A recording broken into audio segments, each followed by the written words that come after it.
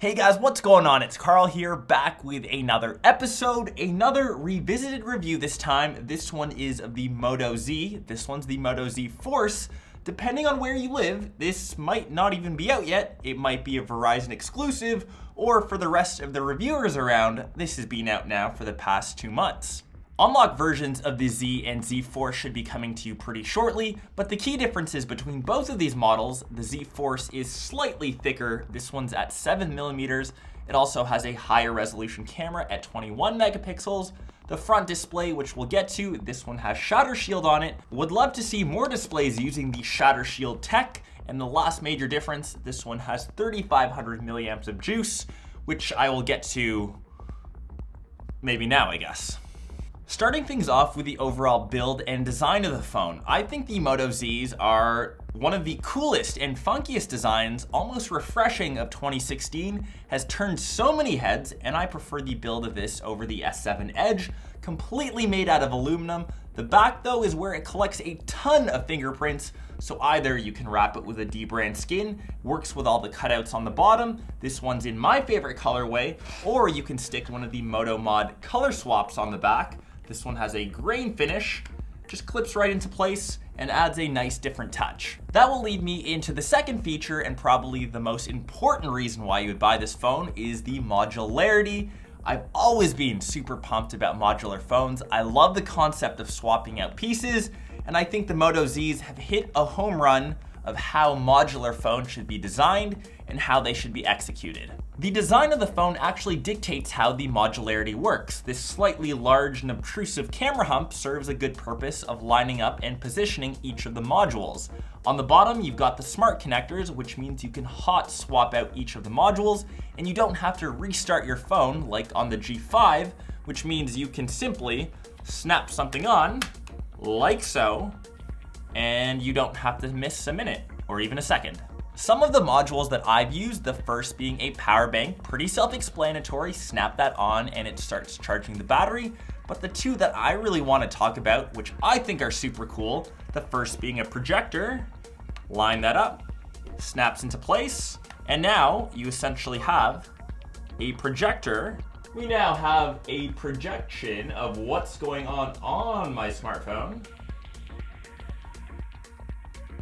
All of that within one mod, and if you want to turn that off, just take that out and the projector stops working. The second mod, which I fell in love with, was the JBL Speaker. Once again, just as easily, snap it on, it's got a nice little kickstand, and now you have a fully functional speaker slash smartphone in one little kit.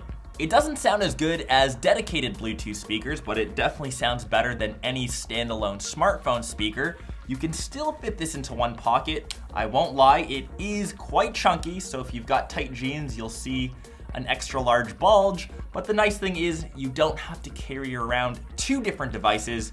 You only technically have one. Maybe I'll label this as 1.5, but it also has a small power bank, so you also have more juice. I love this concept. The only thing that I'm not sold on is the price. These accessories or Moto Mods are slightly expensive, and I feel if you're buying into the whole modular system, you've devoted and spent a lot of money into it, and it's hard to get out and switch to an iPhone or a Samsung since you've put so much money into this phone that will only accept those modules. Getting to the actual display, 5.5 inches, it is AMOLED, it's found on both of the devices. Would have liked to see it a bit brighter. It's definitely not as vibrant as the one on the S7, still totally acceptable. Just when it's super bright outside or in a very well lit room, sometimes hard to see. It's a super quick and snappy phone. Internally, it's got the Snapdragon 820, 4 gigs of RAM, it's got 32 gigs of onboard storage as the base, and you can always upgrade that via micro SD card up to 2 terabytes, I believe. Comes with Marshmallow 6.0.1, and it's got Motorola skin over top, which is super light, almost like stock Android, and it's got those very useful features like this one, do a little twist, activates the camera. Maybe the two things that I weren't totally fond of the design, you'll find that the volume rockers located on the right hand side are a bit high up, so they're a bit hard to reach with your thumb. I would have loved to see that underneath the actual on and off button, which is still textured, which is nice, but still, I don't have too small hands, It's a bit of a stretch all the way up there in the right corner. The second being the fingerprint sensor on the bottom. No matter how many times you see that and think it's a home button, it's not. You can long press to either turn the display off if you've got a fingerprint setup. It just has capacitive buttons on the screen. It definitely takes a bit of time getting used to.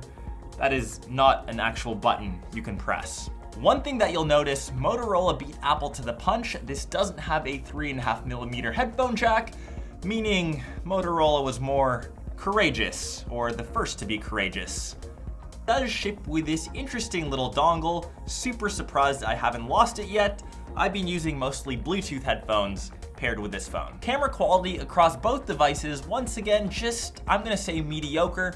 Motorola has never been known for creating the best cameras, and even the Z Force with a higher resolution camera at 21 megapixels, that's pretty much all it did. This camera is just decent, doesn't compete to the S7, which I still think is the king for cameras on Android. Overall though, I think the Moto Z and Z Force are the best modular smartphones on the market. Absolutely love what Motorola and Lenovo is doing with these phones. I can only hope they continue to support them, come out with more Moto Mods, and continue the whole hot swap capability. Since this is what I really imagined a modular smartphone to be like, definitely some props on my end. Good stuff, Motorola, Lenovo. You know what I'm saying. That will pretty much wrap up my review of the Moto Z/Z Force. If you guys like this video, be sure to go nuts over on that like button as it helps me out a bunch. Be sure to sub to the channel as I've got a ton of sweet content in the pipeline. I will catch the rest of you, of course, in my next episode or vlog. Peace.